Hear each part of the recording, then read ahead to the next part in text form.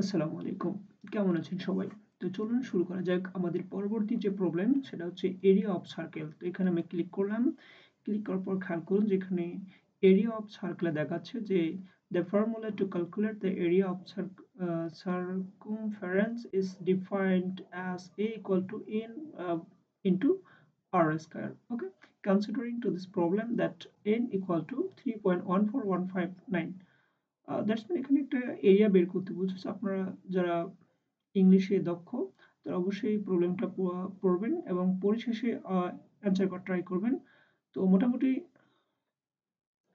যে জিনিসটা হচ্ছে আমরা এরিয়া বের করব এটা কনফার্ম এবং সেখানে আমাদের যে n অর্থাৎ আমরা অনেক সময় জানি যে পাই যে মানটা থাকে 3.1416। তো এই মানটাই কিন্তু এখানে n আকারে দেওয়া রয়েছে। দ্যাটস মিন কনস্ট্যান্ট মান এবং ক্ষেত্রফল a দ্বারা প্রকাশ করতে বলেছে যার মান হবে r স্কয়ার। তো এখানে আমরা আউটপুটটা দেখে নেই। আমরা গত যে প্রবলেমটা দেখেছিলাম, গত প্রবলেমে দেখেছিলাম এখানে ইনপুটটা হবে ইন্টিজার, বাট এই জায়গায় দেখতেছি আমরা ইনপুটটা হচ্ছে ডাবল, রাইট? সো এখানে 2.00, রাইট? এবং এখানে খেয়াল করুন যে 100.64 দ্যাটস মিন ডাবল নাম্বার এবং সেটা যে দশমিকের পর 2 ঘর পর্যন্ত, তাই কিনা? এবং পরবর্তীতে যখন দেখতেছি এখানে খেয়াল করুন যে present the message A equal, আমাদের এর কিন্তু অর্থাৎ ইকুয়ালের পর এবং পূর্বে কোনো ধরনের চিহ্ন স্পেস নেই, that's mean A equal. Okay, followed by the value the variable এবং the example below with 4 place after the decimal point, অর্থাৎ দশমিক নাম্বারটার পরে কিন্তু 4 ঘর পর্যন্ত দেখাতে বলেছে। Like all the problem, don't forget to print the end of the line after the result, otherwise you will receive presentation error. অর্থাৎ আমাদের সহজ কথায় যদি আমরা দশমিকের পর 2 ঘর অর্থাৎ 2 ঘর পর্যন্ত যে মান সেটা যদি দিয়ে থাকি, আমাদের যে আউটপুটটা হবে সেই আউটপুটটা কিন্তু a ইকুয়াল কাছাকাছি লাগানো থাকবে এবং তার সাথেই কিন্তু আমাদের মানটা থাকবে এবং মানটা বলা হয়েছে যেখানে দশমিক পয়েন্টটা থাকবে সেখানে তারপর 4 ঘর পর্যন্ত শো করবে। তো মোটামুটি এই ধরনের প্রবলেম আমরা সলভ করব এবং আমরা যে জিনিসটা বোঝানোর চেষ্টা করেছি আশা করি সকলে বুঝতে পেরেছেন। চলুন আমাদের কোডে যাওয়া যাক। ওকে, তো এখানে কোডে দেখতে পাচ্ছেন আমি ইতিমধ্যে একটা কোড করেছি। সেই কোডে কিন্তু এখানে যেহেতু বলে দিয়েছে যে n এর মান একটা ফিক্সড রয়েছে, সো আমি এখানে n ইকুয়াল টু এই মানটা নিয়েছি, রাইট? 3.14159। আমি কিন্তু এটা ডাবল মান এবং কনস্ট্যান্ট মান বিধায় এখানে কনস্ট্যান্ট দিয়েছি। ওকে, এবং ইউজার থেকে যেহেতু ডাবল মান নিচ্ছে সেক্ষেত্রে আমি এই জিনিসটার কথা গত ভিডিওতে বলেছি। যদি কেউ না দেখে থাকেন তো অবশ্যই গত ভিডিওতে দেখবেন, কারণ গত ভিডিওতে অনেক লম্বা এবং আহ, সম্পূর্ণ বিস্তারিত বলা হয়েছে।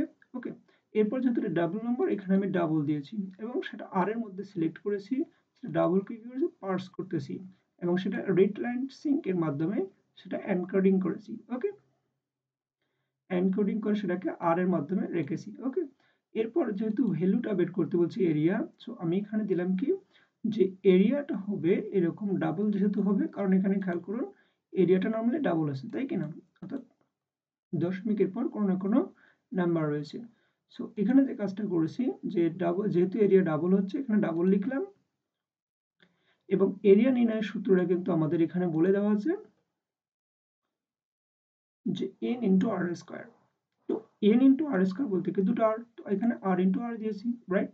এবং পরিশেষে যেটা বলেছে সেটা হচ্ছে যে প্রিন্ট a ইকুয়াল, আমার যেহেতু লাগালাগি বলেছে, রাইট? মানে তো কোনো ধরনের স্পেস নেই এবং এরিয়ার মানটা এবং এরিয়ার মানের পর এখানে বলেছে 4 ঘর পর্যন্ত, যার কারণে আমি এখানে টু স্ট্রিং ফিক্সড দিয়েছি 4 ঘর পর্যন্ত। ওকে, এখানে চাইলে আপনি 5 ঘর দিতে পারেন, 6 ঘর দিতে পারেন ইচ্ছা মতো। তো আমি যেহেতু এখানে রিকমান্ডেড ছিল 4, ওকে, 4 4 এখানে লেখা আছে যে 4 প্লাস।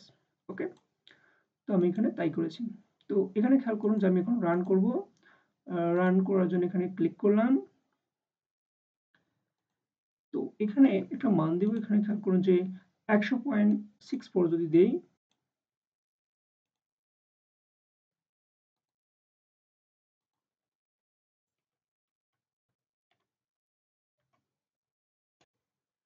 এন্টার ক্লিক করলাম এবং এখানে বলেছে a ইকুয়াল 31819 পয়েন্ট, এখানে আছে 3103 আমরা এখানে একটু দেখব যে 3103 দ্যাটস মিন আমাদের কোডের মিল রয়েছে। দ্যাটস মিন আমরা আশা করি এই কোডটা হয়ে যাবে।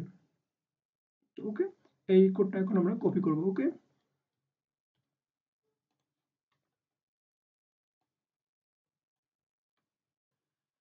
আমরা কপি করে আমাদের যেই এখানে রয়েছে এখানে কিন্তু পেস্ট করে দিব। তা পেস্ট করার আগে আমাদের যে কাজটা করতে হবে, ডাট সিলেক্ট করতে হবে, পেস্ট করে দিলাম এবং আমি সাবমিট বাটনে ক্লিক করলাম।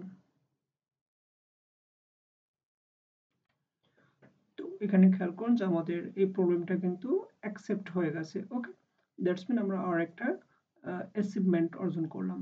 সো আশা করি এই ভিডিওটা দেখে অবশ্যই উপকৃত হয়েছেন এবং পরবর্তী ভিডিও দেখার জন্য শুভকামনা রইল। এবং যদি ভিডিওটা অনেক ভালো লেগে থাকে তাহলে অবশ্যই লাইক এবং কমেন্ট করবেন এবং আমাদেরকে জানাবেন। ধন্যবাদ পরবর্তী ভিডিওর জন্য।